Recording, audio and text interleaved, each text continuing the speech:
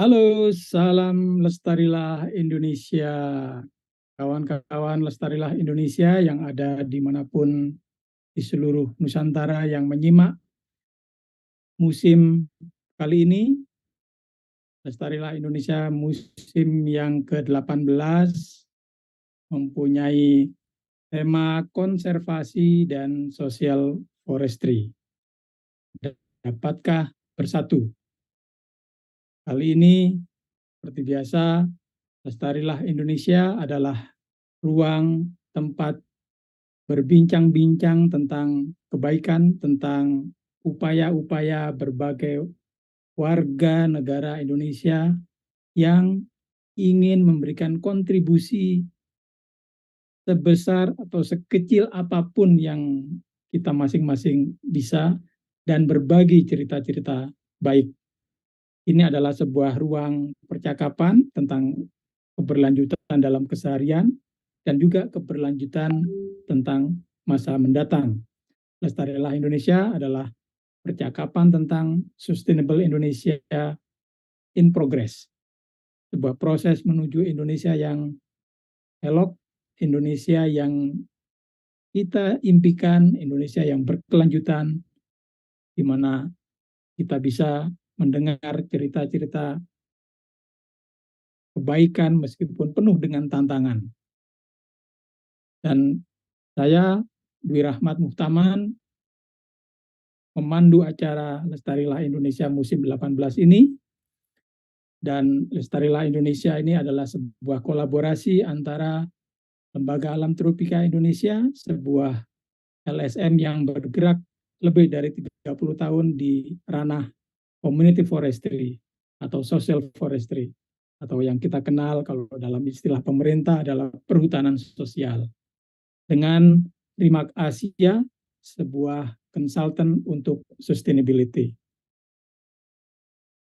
Dalam beberapa tahun belakangan ini, pemerintah Indonesia telah mencanangkan 12,7 juta hektar sebagai arena perhutanan sosial yang dialokasikan untuk masyarakat yang hidupnya menggantungkan pada sumber daya hutan. Dari 12,7 juta hektar itu mungkin sekarang sudah lebih karena banyak alokasi-alokasi baru, sudah hampir 6 juta yang sudah mendapatkan izin untuk dikelola oleh kelompok-kelompok masyarakat. Di Aceh sendiri tercatat data terbaru Oktober 2022 itu hampir sekitar 240.000 hektar areal yang sudah mendapatkan izin perhutanan sosial. Nah, kalau kita bicara perhutanan sosial di Aceh, tentu akan bersentuhan juga dengan kawasan ekosistem Loser.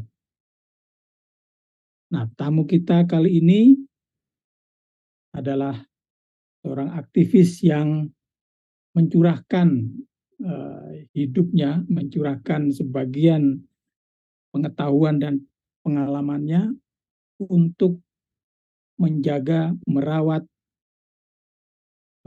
ekosistem Loser yang luasnya 2, sekian juta hektar ya di provinsi Aceh ini. Tamu kita kali ini, Parwiza Farhan, adalah tokoh yang luar biasa berdedikasi untuk menyelamatkan kawasan ekosistem Loser tersebut. Kita sambut Mbak Wiza, Parwiza Farhan. Halo, Mbak Wiza, apa kabar? Halo Pak Dwi, terima kasih banyak sudah mengundang saya dalam acara ini.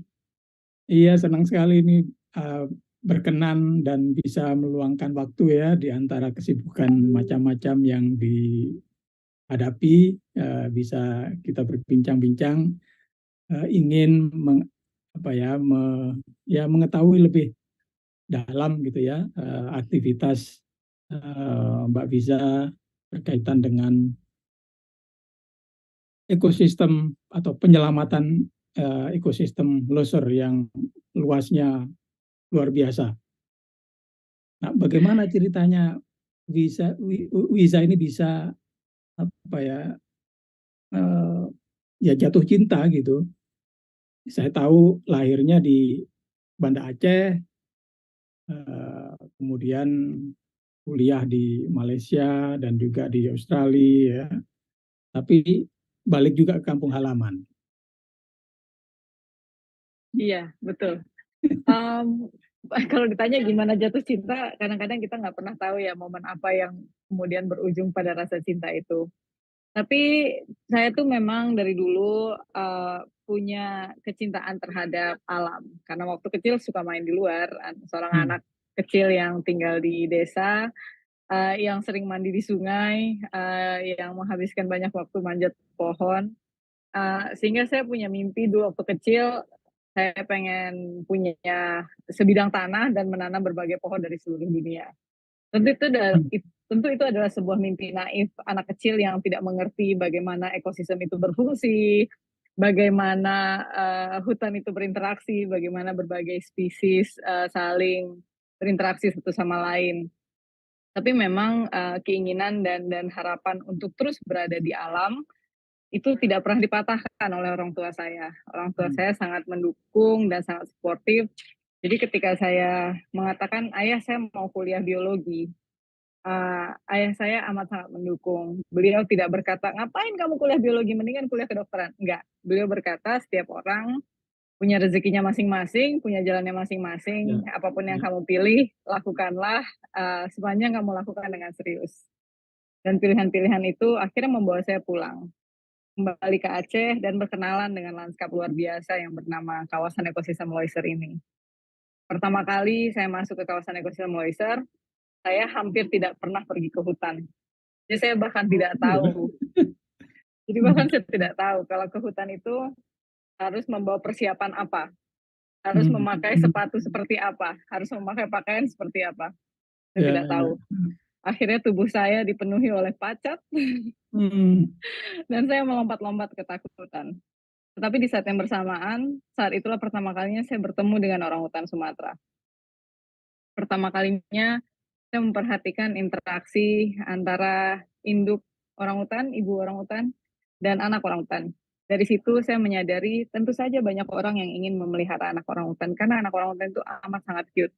Tetapi di saat yang bersama, ya amat sangat lucu, amat sangat menggemaskan dengan rambutnya yang jarang-jarang dan tegang dan iya.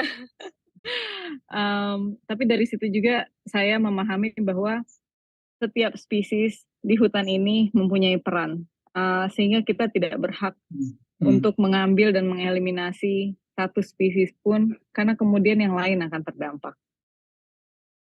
Ya, ya. Nah, kau kan mulai aktif itu dengan Yayasan Ekosistem Loser, ya? Yayasan HK. Sebelumnya? Sebelumnya dengan badan pemerintah bernama Badan Pengelola Kawasan Ekosistem Loiser. Ya, Badan Pengelola Kawasan Ekosistem Loiser. Itu tentu juga merupakan wadah yang bisa mempengaruhi jalan hidup selanjutnya, Kak? Atau seberapa besar pengaruhnya? Pengaruhnya sangat besar karena sejujurnya dulu tuh saya lagi-lagi kenaifan anak muda. Dulu saya berpikir bahwa saya ingin menjadi peneliti karena seandainya kita memiliki pengetahuan yang cukup, data yang cukup, analisa yang cukup tentang ekosistem, maka kita secara otomatis akan melindungi ekosistem tersebut.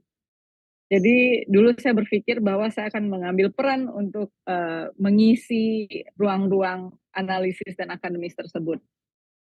Ternyata ketika saya bekerja dengan Badan Pengelola Kawasan Ekosistem Loiser, pertama kalinya saya berkenalan dengan konsep konflik kepentingan antara orang-orang yang bertugas untuk menjaga hutan. Pertama kalinya saya berkenalan dengan politik patronase yang kemudian berdampak kepada kerusakan hutan. Pertama kalinya saya diperkenalkan dengan konsep bahwa pakaian perempuan kemudian menyebabkan banjir.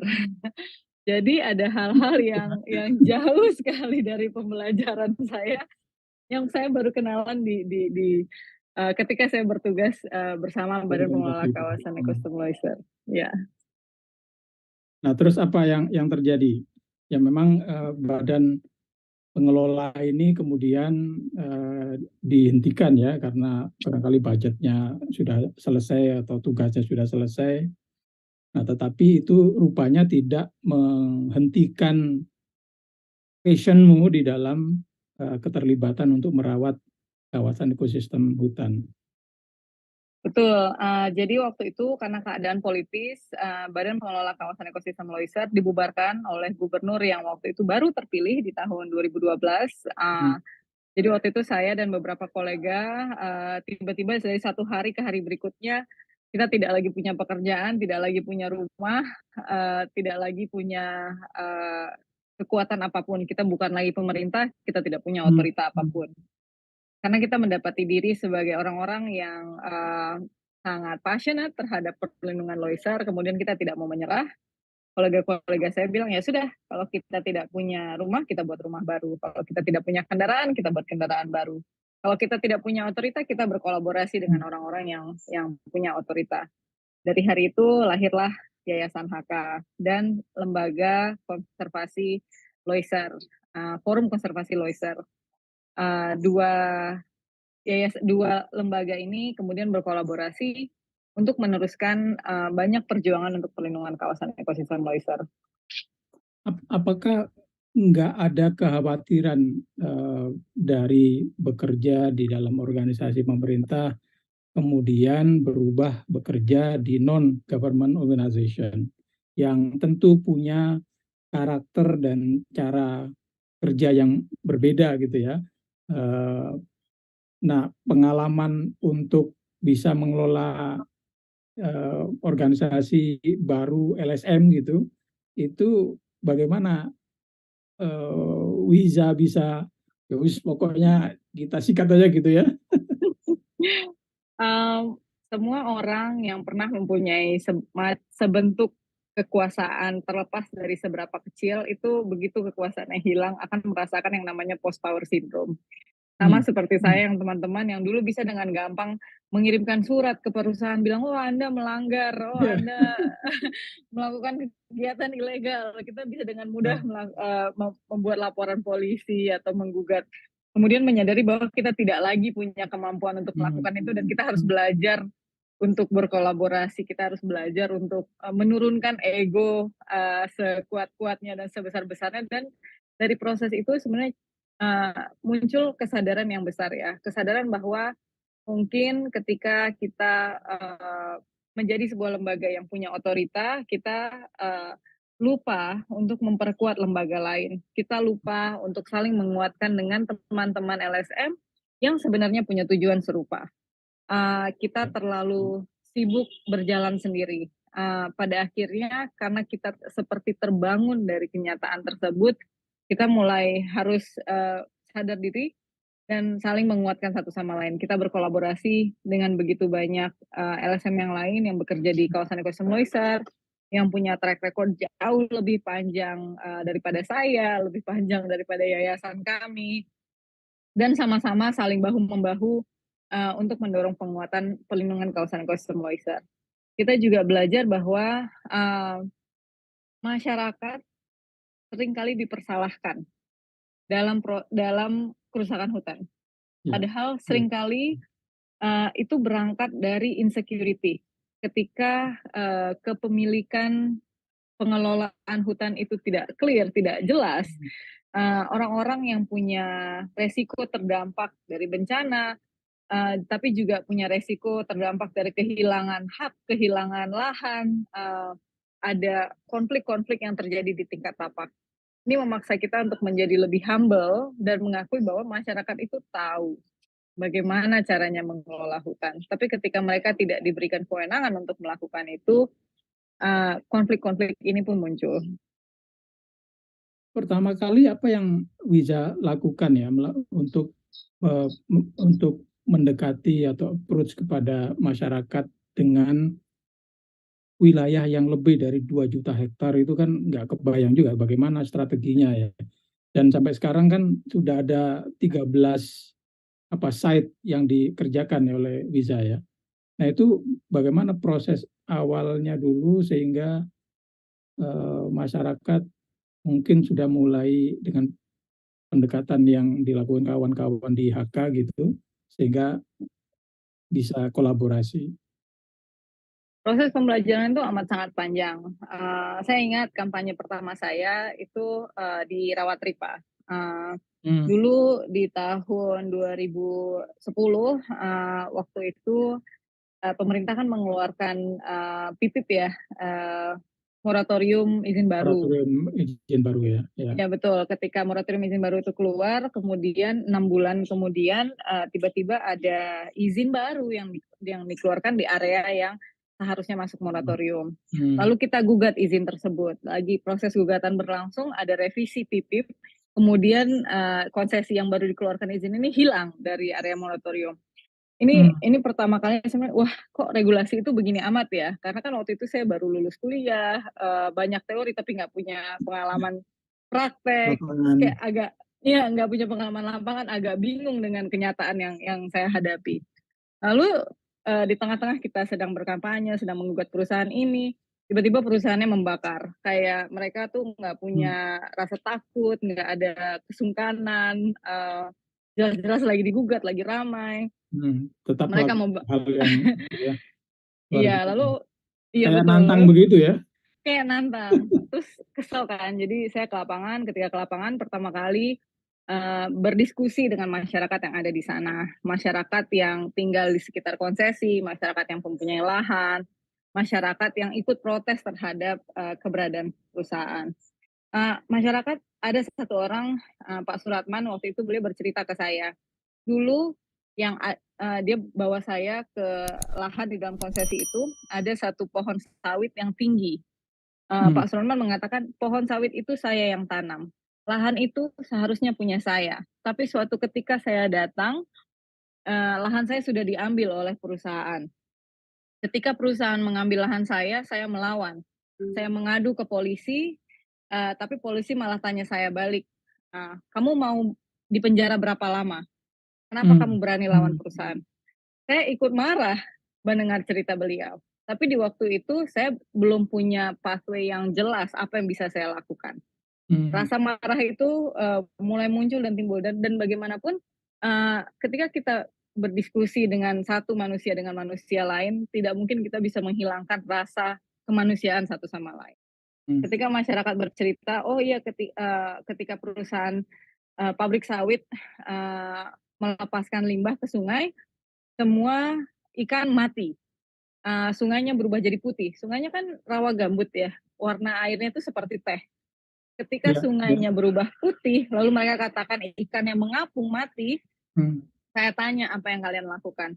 Mereka bilang ya biasanya kami kutip ikannya, kami bawa pulang untuk digoreng. Saya udah nggak bisa membayangkan racun jenis apa yang dikonsumsi oleh masyarakat dan apa dampaknya terhadap kesehatan mereka. Di tengah-tengah kebakaran, saya menyaksikan anak-anak kecil berlari-larian di tengah kabut asap. Dan itu buat saya sangat terasa ya berada di situ dengan angin bertiup kencang, api membara, asapnya tebal, mata saya perih, bernafas aja sesak. Tapi saya hanya di situ beberapa hari. Masyarakat tinggal di sana bertahun-tahun. Mereka menghadapi masalah ini berbulan-bulan dalam setahun. Mereka nggak bisa kemana-mana. Mereka mengalami ISPA, mereka mengalami segala kesulitan dan tantangan yang untuk saya hanya setitik. Saya hanya merasakan itu sepintas dan itu sudah terasa betapa tidak nyamannya. Dari situ kemarahan semakin tumbuh dan semakin membesar ya, semakin saya sulit untuk menerima itu. Lalu dalam upaya ini kita bersama-sama akhirnya dengan masyarakat untuk mendorong penegakan hukum terhadap perusahaan ini. Ketika kita sama-sama menggugat, waktu itu ada kolaborasi yang besar juga dari pemerintah pusat, dari UKP 4 pada masanya, dari Kementerian Lingkungan Hidup sebelum menjadi Kementerian Lingkungan Hidup dan Kehutanan untuk menggugat perusahaan ini. proses yang panjang bersama-sama dengan masyarakat yang berani mempertaruhkan keamanan mereka untuk hadir di persidangan dan menjadi saksi, akhirnya membawa ke kemenangan yang kita rayakan. Ketika perusahaan pertama kalinya ketuk palu oleh hakim mengatakan bahwa perusahaan bersalah, direkturnya bersalah, harus masuk penjara, harus bayar denda. Biarpun 10 tahun kemudian kami masih di pengadilan bersama perusahaan ini untuk mendorong mereka membayar denda. Tapi kemenangan pertama itu memberikan harapan untuk kami dan untuk banyak masyarakat di tingkat tapak. Mereka menjadi percaya, oh sebenarnya kita bisa melawan dan ada kemungkinan kita menang. Kalau kita ke pengadilan, nggak berarti kita akan berakhir di penjara dan dipersalahkan. Masih ada harapan untuk kita bisa menang. Itu yang pertama. Tapi dari proses yang panjang ini, kemudian saya juga belajar. Mungkin perjalanan saya di kawasan ekosistem Loiser itu baru dimulai sekitar tahun 2010. Tetapi perjalanan orang-orang untuk melindungi kawasan ekosistem Loiser sudah jauh lebih panjang, sudah jauh lebih lama. Beberapa kolega saya sempat terlibat untuk melakukan penegakan hukum terhadap berbagai kebun sawit di daerah Aceh Tamiang. Awalnya dari mana? Kan semua orang tahu tahun 2004 Aceh mengalami tsunami. Tahun 2006 tidak banyak yang tahu bahwa Aceh mengalami yang disebut tsunami dari gunung. Banjir bandang yang begitu parah, yang ketika World Bank buat assessment, dihitung bahwa kerugiannya itu setara dengan APBD Aceh selama 1 tahun. Wow. Padahal banjirnya hanya 3 hari. Kurang lebih seminggu air sudah surut. Kerusakannya itu begitu parah yang menimbulkan lagi-lagi banyak kemarahan. Setelah banjir bandang itu terjadi, banyak masyarakat tuh yang melihat ketika turun banjir, banyak gelondongan kayu yang ikut turun. Lalu mereka bersama beberapa kolega saya berinisiatif untuk naik ke gunung, untuk ngecek. Sebenarnya ada apa sih? Kami pikir hutannya baik-baik saja. Memang Aceh Tamiang itu sering banjir itu adalah hal yang reguler, tapi nggak sampai seperti ini skalanya. Lalu ketika mereka naik ke gunung, mereka menemukan bahwa banyak sekali tutupan hutan sudah berubah menjadi perkebunan sawit. Mereka melakukan penelusuran perizinan, banyak dari perkebunan tersebut ternyata ilegal. Ternyata tidak sama sekali ya. Tidak pakai izin, tidak jelas kepemilikannya. Lalu mereka mendorong untuk penegakan hukum. Penegakan hukum dilakukan, banyak kebun yang disita, karena kebun itu juga berada di kawasan hutan lindung atau hutan produksi, di dalam kawasan ekosistem Loiser. Banyak kebun yang disita, ada beberapa pemilik kebun yang melawan, yang kemudian mengajukan ke pengadilan. Tapi proses itu terus berjalan ketika kebun-kebun ini disita, yang dilakukan oleh masyarakat adalah mengangkat chainsaw untuk menebang sawit yang sudah berdiri. Kadang-kadang kita amat sangat fokus hanya untuk mempertahankan hutan yang masih ada. Kita seringkali menyerah dengan hutan yang sudah hilang. Tapi ketika masyarakat memutuskan untuk mengangkat chainsaw dan menebang sawit-sawit serta mulai merestorasi hutan tersebut, perlahan-lahan keadaan juga mulai membaik di Aceh Tamiang. Jadi itu benar-benar direstorasi ya, setelah ditebang ditanam ulang sama masyarakat. Setelah ditebang, ditanam ulang oleh gajah. Karena kemudian masyarakat meninggalkan, tapi satwa datang kembali untuk merestorasi hutan tersebut secara alami. Dalam waktu iya, gajah kembali ke area tersebut dalam waktu 2 minggu. Karena memang gajah tidak takut kan dengan perkebunan. Yang luar biasa, satwa-satwa liar lain, bahkan orangutan kembali ke lahan tersebut dalam waktu 5 tahun sejak hutan yang mulai direstorasi secara alami. Ini adalah effort yang luar biasa.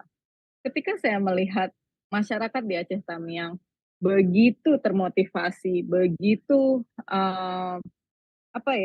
begitu clear dengan apa yang perlu mereka lakukan untuk melindungi hutan, saya jadi muncul keinginan, kenapa ya mereka lebih maju dibandingkan kelompok masyarakat yang lain dalam upaya perlindungan hutan. Apa sih yang mereka miliki? Apa sih yang mereka alami? Lalu dari situ kami mengajak masyarakat di Aceh Tamiang untuk berkenalan dengan masyarakat, kelompok-kelompok masyarakat di Di daerah tempat lain. lain, di tempat lain di dalam kawasan ekosistem Loiser. Ketika kita melakukan itu, waktu itu juga ada suatu kasus di mana pemerintah mencoba menghilangkan perlindungan kawasan ekosistem Loiser dari tata ruang. Kita sudah membayangkan, wah kalau perlindungan ini hilang, jutaan hektar hilang, hutan akan hilang status perlindungannya. Berapa banyak yang akan kemenangan yang didapatkan dari upaya restorasi tadi akan hilang begitu saja. Upaya bertahun-tahun hanya dengan satu tanda tangan bisa hilang. Lalu dari proses itu kita mengajak masyarakat Tamiang untuk saling menguatkan dan berkenalan dengan masyarakat dari daerah lain di Loiser. Lalu mereka saling menginspirasi dari proses tersebut. Saling menginspirasi dan berbagi kemarahan. Dari proses berbagi kemarahan, akhirnya kita sama-sama bersepakat untuk memulai citizen lawsuit pertama untuk perlindungan kawasan ekosistem Loiser. Kita menggugat Gubernur Aceh serta Kementerian Dalam Negeri untuk meminta mereka merubah tata ruang itu Aceh. ya. Tata ruang Aceh. Wah, itu lagi-lagi perjalanan dan perjuangan yang panjang. Dan di penghujung perjuangan itu setelah lebih dari setahun di pengadilan, akhirnya 3 tahun, tapi lebih dari awalnya gugatan pertama, setelah lebih dari setahun di pengadilan, Pengadilan Negeri Jakarta Pusat waktu itu akhirnya memutuskan bahwa kita kalah dalam proses pengadilan ini. Ketika kalah di pengadilan itu kan ada rasa patah hati yang kecewa lah ya. Sangat kecewa, apalagi untuk banyak anggota masyarakat yang datang dari berbagai penjuru di Loiser. Untuk bisa datang ke persidangan, mereka banyak harus jalan ada yang dari Tapak Tuan, harus ke Medan, ke Jakarta, ada yang dari Badan Meriah, dari Gaya Luwes, dari Aceh Tenggara, dari berbagai sudut Loiser yang seringkali sulit diakses, perjalanan sangat panjang, tidak mudah. Ketika kalah, patah hati, kecewa, sedih, marah. Tetapi kemudian ada hal yang tidak terduga yang kemudian terjadi setelahnya. Setelah pulang dari pengadilan, beberapa orang kemudian mengatakan, ya sudah, kalau Jakarta tidak mau mengakui bahwa hak masyarakat adat itu penting, biar kami lakukan sendiri di lapangan. Lalu mereka membawa pulang pesan itu dan berjuang untuk mendorong perubahan tata ruang di tingkat kabupaten. Ada satu orang tokoh adat, tokoh masyarakat bernama Aman Jarum. Beliau mendeklarasikan bahwa Pining, desa tempat beliau tinggal di Gaya Luwes yang sangat kaya akan mineral, yang sangat kaya akan emas, mengatakan bahwa pertambangan emas tidak akan diperbolehkan di Pining sampai kiamat. Dan saya amat sangat terharu. Terharu ya. Dan itu tutupannya masih hutan. Tutupannya masih hutan. Sungainya masih sangat jernih. Jadi bisa kita sebut sebagai kemarahan produktif barangkali ya, atau creative destruction gitu ya. Iya. Yang membuat mereka mengeksplorasi potensi-potensi yang bisa membuat mimpi mereka bisa terwujud dengan merawat hutan yang ada di wilayah mereka. Nah, Wiza, tadi kau sebutkan salah satu problem yang dihadapi oleh masyarakat di Aceh dengan sumber daya hutannya itu adalah insecurity dalam hal lahan. Nah, seberapa membantu adanya social forestry sana? Saya nggak tahu di mana saja social forestry di Aceh yang 240.000 hektar itu ya. Tapi mungkin Wiza bisa menjumpai barangkali ada beberapa lokasi-lokasi social forestry yang dengan adanya pengalokasian dari pemerintah itu sangat membantu masyarakat melindungi wilayahnya. Ya, sebenarnya ada banyak perubahan sejak social forestry menjadi salah satu opsi di mana masyarakat bisa ikut terlibat dalam mengelola hutan dan mengelola wilayah mereka masing-masing. Salah satu upaya social forestry yang HK juga terlibat untuk mendorong itu ada di Desa Damaran Baru. Di sini adalah salah tempat di mana ranger perempuan pertama di Aceh dan mungkin di nggak Dunia. tahu ya, mungkin nggak di dunia sih. Mungkin salah satu ranger perempuan pertama di Aceh, mungkin di Indonesia itu dibentuk.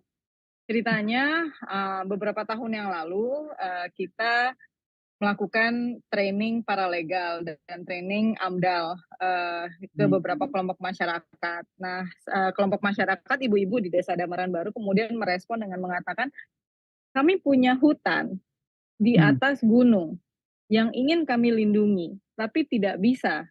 Karena kalau kami berusaha menghentikan perambah, perambah itu akan bertanya, emang kamu siapa? Hak kamu apa?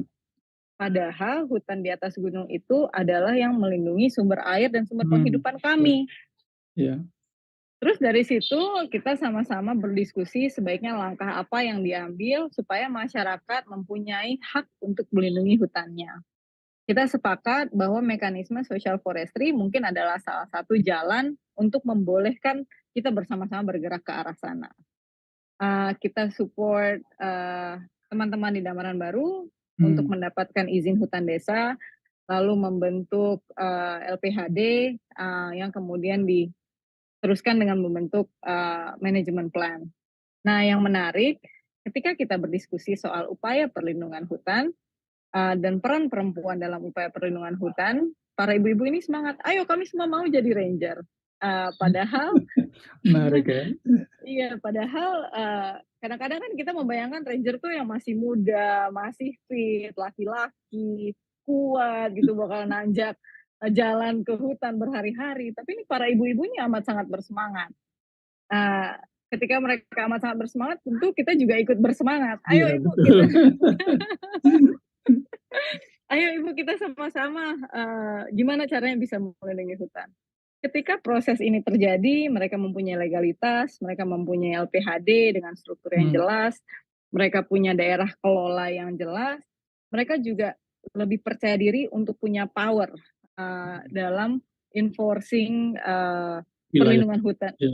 ya, mereka. Iya betul. Lalu yang tidak disangka-sangka adalah sejak jadi kan sebelum adanya LPHD Damaran Baru, sebenarnya ada upaya-upaya yang dilakukan oleh bapak-bapak untuk melindungi hutan.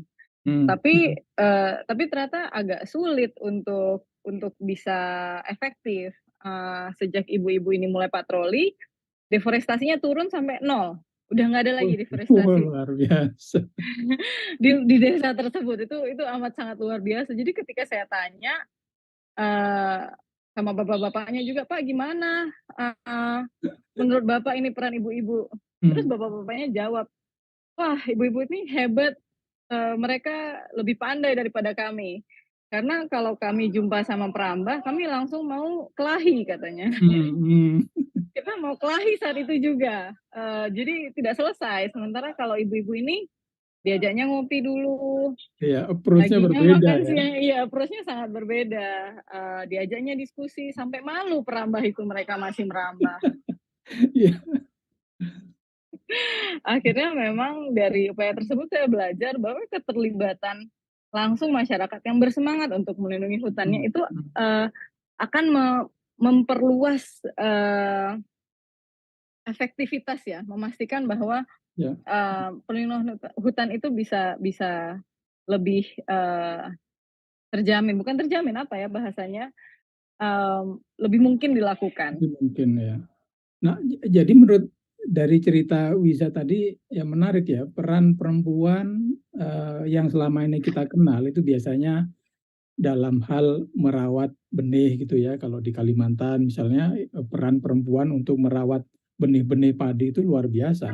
Karena mereka yang tahu itu benih-benih mana saja dan bagaimana mengkombinasikannya di kebun dan berbagai benih-benih tanaman yang lain.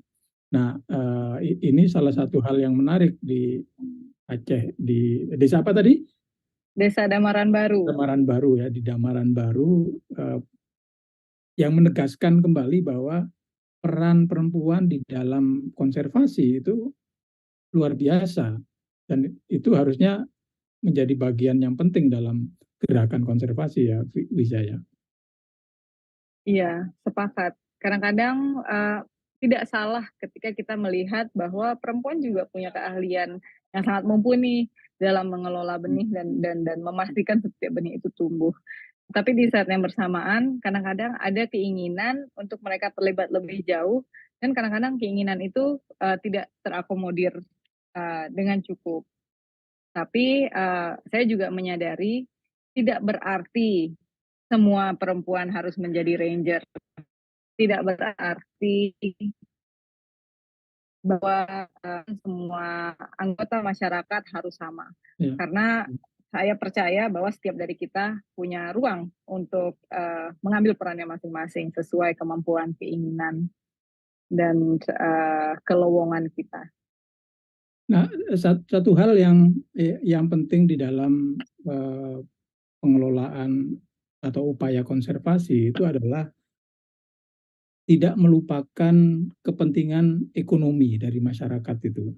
Nah, bagaimana bisa mengkombinasikan antara hak untuk mendapatkan pemanfaatan di dalam wilayah hutan konservasi itu dengan tetap merawat hutannya itu sendiri. Apakah itu berlangsung dengan baik di dalam areal-areal yang Wiza dampingi selama ini? Iya dan tidak. Karena memang kenyataannya kita belajar bahwa mungkin economic mix dari setiap perhutanan sosial yang kita bantu support untuk pengelolaan tidak serupa, tidak sama. Jadi di beberapa daerah ada potensi yang lebih besar untuk pengembangan ekowisata misalnya. Ada daerah-daerah yang sama sekali tidak viable untuk ekowisata, mungkin Betul. karena jarak, mungkin karena cultural capitalnya masyarakat di sana nggak semua orang ingin bekerja di bidang hospitality. Ada daerah-daerah yang punya potensi untuk menghasilkan komoditas-komoditas yang lestari. Kolaborasi kita dengan masyarakat di Damaran Baru misalnya, mereka membuka kesempatan ekowisata, ada homestay yang tersedia di desa. Mereka juga mengajak para wisatawan untuk turut merestorasi hutan dengan membeli tiket berupa bibit agroforestry yang kemudian wisatawan bisa tanam di area-area terdegradasi. Jadi dua hal yang perlu dilakukan bisa dilakukan sekaligus dengan partisipasi yang lebih luas. Mereka juga memproduksi madu. Nah, masyarakat di Desa Damaran Baru itu kebanyakan adalah petani kopi. Jadi mereka meletakkan box-box madu di lahan-lahan perkebunan kopi, dan juga ada perubahan tentang bagaimana mereka mengelola perkebunan kopi mereka supaya lebih sustainable dan lebih ramah terhadap keanekaragaman hayati. Di beberapa daerah yang lain, mungkin challenge-nya lebih besar. Mungkin potensi ekowisatanya lebih besar, misalnya kalau trekking bisa melihat orang hutan atau ada sungai yang jernih, tapi lokasinya amat sangat jauh, sehingga membutuhkan tamu-tamu yang lebih niat untuk yang bisa special visitor ya. Special visitor untuk bisa sampai ke sana, dan kita berupaya untuk menjadi jembatan antara orang-orang di luar sana yang mungkin memiliki minat dan keinginan, sekaligus masyarakat yang ada di tingkat tapak. Jadi upaya-upaya untuk memunculkan ekonomi lestari itu upaya yang menurut kita belum selesai, masih jauh perjalanannya untuk bisa sampai ke titik kita bisa benar-benar sustainable. Tapi kita juga menyadari bahwa challenge ini, tantangan ini bukan hal yang bisa diselesaikan dalam satu hari. Makanya itu kami sangat sadar bahwa kita membutuhkan sangat banyak pihak untuk sama-sama berkolaborasi untuk mengembangkan ekonomi yang lestari. Karena kan orang-orang konservasi seringkali menganggap semuanya charity ya. Jadi kita kayak, oh ya sudah kasih aja madu, ya sudah ya menghabiskan. Kita kurang pandai untuk menghasilkan. Tapi kawan-kawan di HK sendiri itu selain policy advocacy, kemudian konservasi, masuk ke arena ekonomi juga? Sebenarnya Kalau dibilang masuk ke arena ekonomi, antara ya dan tidak, karena kita mendorong upaya ekonomi yang lebih lestari. Jadi misalnya nih, kita melakukan riset bersama Supernova untuk mencari apa sih potensi ekonomi lestari yang bisa diimplementasikan di Loiser. Misalnya bagaimana kopi yang dihasilkan oleh ibu-ibu ranger bisa mendapatkan nilai jual yang lebih tinggi atau bisa dijual dengan value added. Atau juga bagaimana misalnya salah satu ibu-ibu ranger itu, beberapa dari mereka punya kebun durian yang cukup luas. Lalu kita berpikir tentang skema-skema, wah bagaimana mungkin kita bisa menghasilkan, mensupport supply chain durian, sehingga mereka bisa mendapatkan lebih dari panen yang mereka dapatkan. Karena selama ini satu gerobak harganya hanya 150.000. Waduh, murah sekali memang itu ya tantangan kita ya kalau begitu musim tiba, produksi melimpah, harganya jatuh sudah.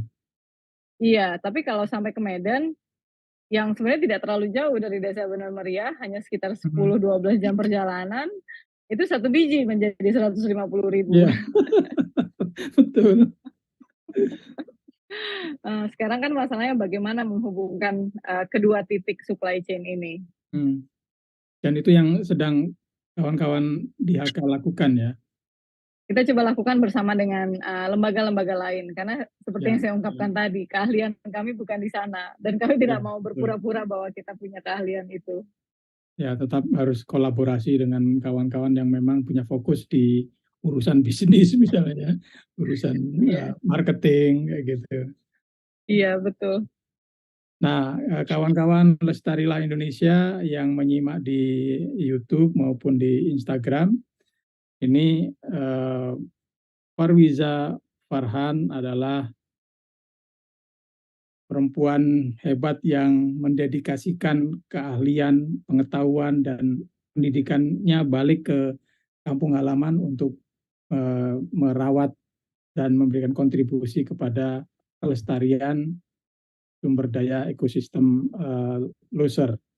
Nah, dari dedikasinya itu, beberapa lembaga memberikan apresiasi kawan-kawan ya, memberikan apresiasi yang luar biasa kalau menurut saya ini. Yang terbaru tentu saja termasuk dalam 100 tokoh penting dari majalah Times sebagai future leaders, khususnya untuk konservasi. Tapi juga pada tahun ini juga Wiza itu mendapatkan apresiasi dari National Geographic Wayfinder Award.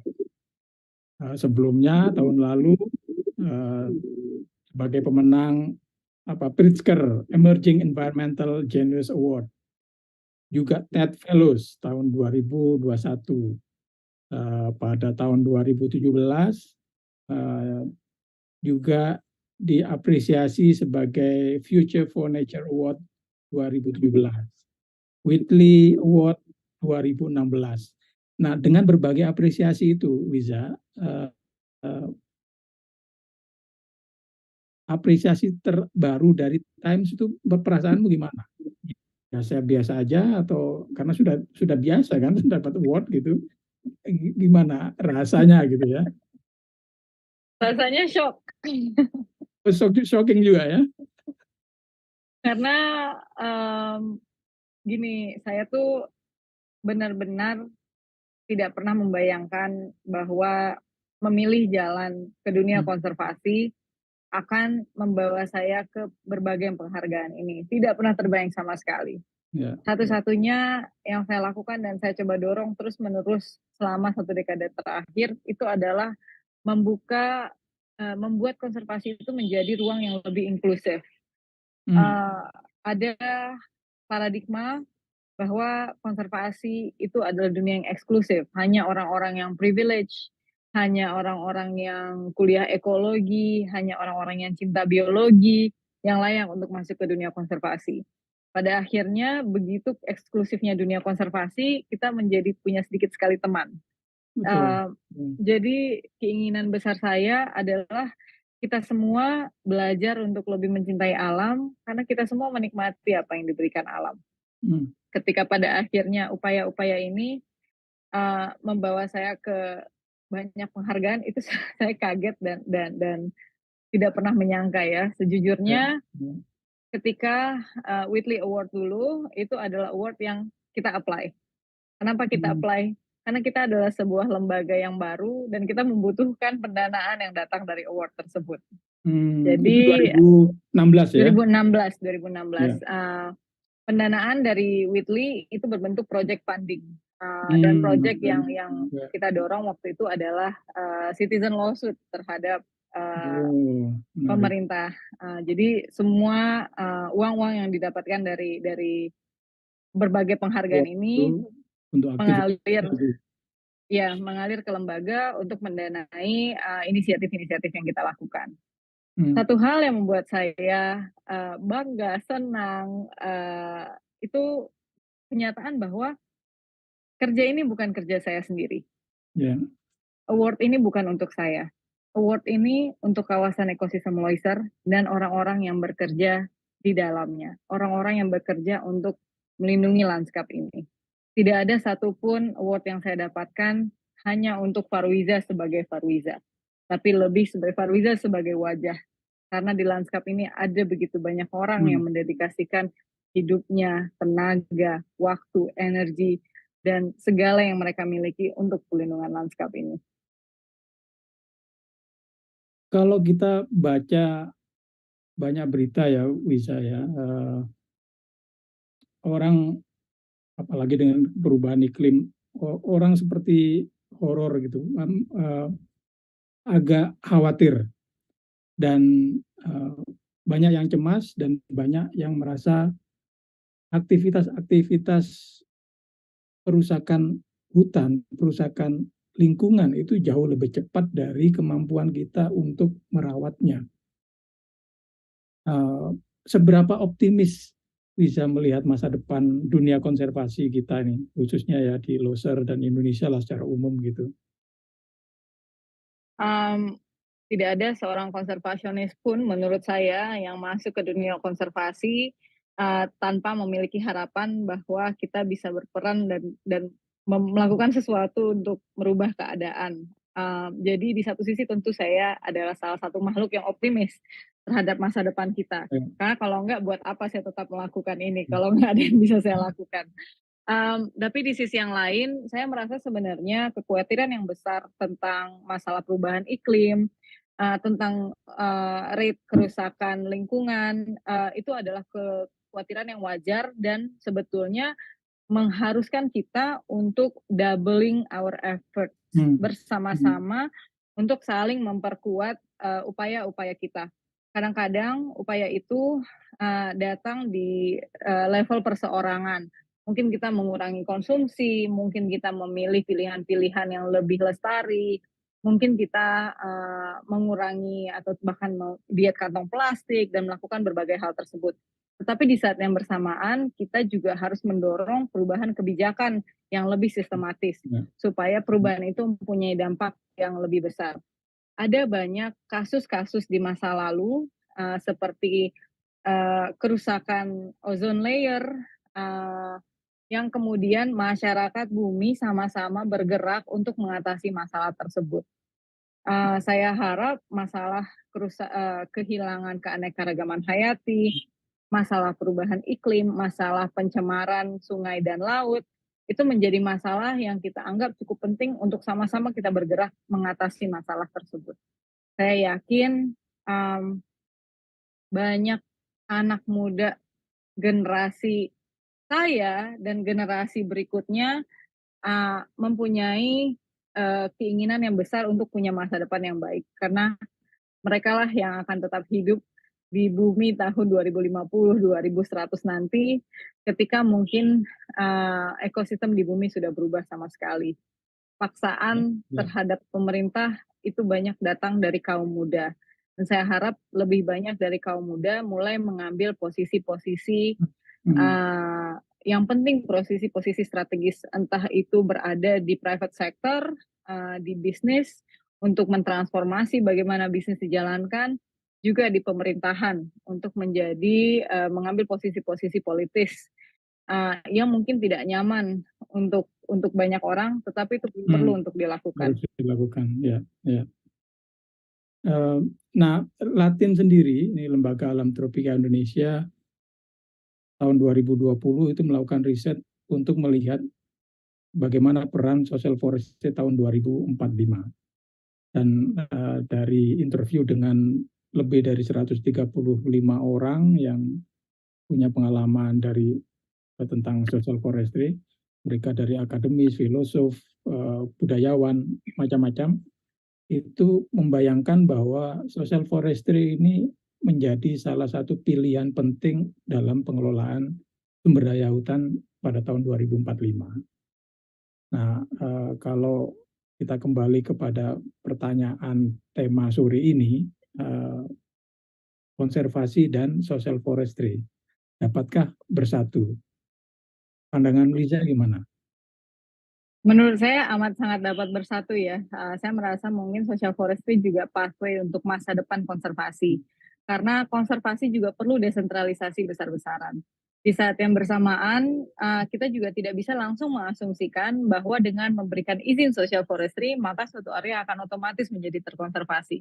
Ada banyak penguatan dan bukan pengalihan, redistribusi sumber daya yang perlu dilakukan supaya orang-orang yang kemudian diberikan tanggung jawab untuk mengelola hutan yang secara lestari mempunyai kapasitas, kemampuan, dan akses terhadap sumber daya untuk melakukan hal tersebut. Dan tetap dengan pendampingan yang memadai barangkali ya, supaya ya pengelolaannya sustainable dan bisa bermanfaat bagi konservasi maupun bagi masyarakat secara ekonomi, budaya. Saya sangat sepakat. Bayangkan ketika kita pertama kali memberikan pelatihan terhadap para ibu-ibu ranger. Para ibu-ibu ranger ini sangat mengenali area hutannya. Mereka tahu persis di mana satwa, di mana sumber air, di mana anggrek. Mereka tahu persis. Tapi mereka tidak pernah baca peta. Jadi begitu kita berikan peta, petanya terlihat terbalik karena mereka tidak terbiasa dengan. Tapi suruh jalan bisa di mana tempatnya. Iya, begitu. Jadi ketika kita melakukan pemetaan partisipatif, awalnya kayak ini apa sih benda dua dimensi dengan gambar yang kemudian menjelaskan di mana wilayah kelola kita. Menyatukan pemahaman yang dimiliki oleh masyarakat di tingkat tapak dan pemahaman yang kita miliki secara legal, secara teknologi, yang kemudian membawa kita bisa bersama-sama untuk memastikan area ini terkelola dengan baik. Perlu rasa hormat dan respect dan humility dari kita juga orang-orang konservasi untuk memahami bahwa pengetahuan yang dimiliki oleh masyarakat itu valid. Pengetahuan yang dimiliki masyarakat itu tidak lebih kecil daripada apa yang kita ketahui. Hanya sedikit berbeda. Maka kita sama-sama menyatukannya. Jadi buat kami proses pendampingan itu bukan upaya edukasi masyarakat, tapi membangun pengetahuan kolektif knowledge sama-sama. Ya, ya. Apa mimpi besar Wiza dan kawan-kawan di AGA ke depan? Kami punya mimpi besar di masa depan, kawasan ekosistem Loiser itu bisa lestari, masyarakatnya bisa sejahtera, satwanya juga bisa terjaga. Seringkali kita dihadapkan bahwa sepertinya orang-orang konservasi itu lebih peduli orang utan daripada orang. Itu dia. Padahal ya. Banyak yang orang komplain seperti itu ya. iya, padahal kenyataannya nggak demikian. Padahal kenyataannya kadang-kadang satwa ini tidak memiliki advokat, satwa ini tidak bisa mengutarakan apa yang mereka butuhkan. Satwa ini tidak peduli terhadap yang namanya batas desa, batas kawasan, batas hutan, batas kabupaten. Satwa ini punya wilayah jelajah yang mereka ketahui dan mereka pergunakan selama bertahun-tahun. Kita yang manusia yang harusnya lebih paham, kita harus meletakkan diri ada di mana sehingga konflik itu tidak terjadi secara terus-menerus. Jadi masa depan mimpi kita yang besar bersama adalah ada jalan untuk memastikan hutan terlindungi, populasi satwa thriving, tapi juga masyarakatnya sejahtera. Oh, luar biasa. Baik, rupanya tidak ada pertanyaan atau komentar dari kawan-kawan, cuman tadi pada awal-awal ada yang bilang ini keren nih, ada Mbak Wiza. Terima kasih untuk bisa menghadirkan atau ada berkenan hadir di sini. Oke, closing statement Wiza sebelum kita akhiri untuk kawan-kawan terutama anak-anak muda. Apa ya, mungkin aku cuma mau bilang terima kasih banyak sudah memberi kesempatan untuk aku sharing di sini, berkolaborasi dengan sebuah lembaga yang track record-nya begitu panjang. Terima kasih banyak sudah mengundangku, dan aku pengen ngajak lebih banyak orang untuk yuk kita kembali menghabiskan banyak waktu di alam. Yuk berkenalan kembali supaya kita bisa sayang lagi. Karena kalau nggak sayang, nggak akan ada keinginan untuk melindungi. Kalau nggak kenal, gimana bisa sayang? Wow, luar biasa. Terima kasih Wiza atas sharing pemikiran, sharing mimpinya dengan kita semua. Mudah-mudahan kita bisa dengan effort masing-masing memberikan kontribusi seberapapun kita mampu ya untuk bisa merawat alam kita dan mengembalikan alam ini kepada generasi-generasi yang akan datang karena merekalah yang punya hak apa yang kita nikmati hari ini. Terima kasih Demikian. banyak. Ya, terima kasih Wiza. Sampai jumpa pada lain kesempatan nanti. Demikianlah kawan-kawan Lestarilah Indonesia, bincang-bincang saya bersama Parwiza Farhan, seorang aktivis yang mempunyai dedikasi luar biasa untuk merawat dan melindungi kawasan ekosistem Loser dan bekerja bersama masyarakat dan stakeholder lain untuk memastikan bahwa masa depan ekosistem Loser tetap terawat dan bermanfaat dari waktu ke waktu dari generasi yang akan datang. Terima kasih. Saya Dwi Rahmat Muhtaman dari Lembaga Alam Tropika Indonesia mengucapkan sampai jumpa kembali. Terima kasih, Wiza. Terima kasih, Pak.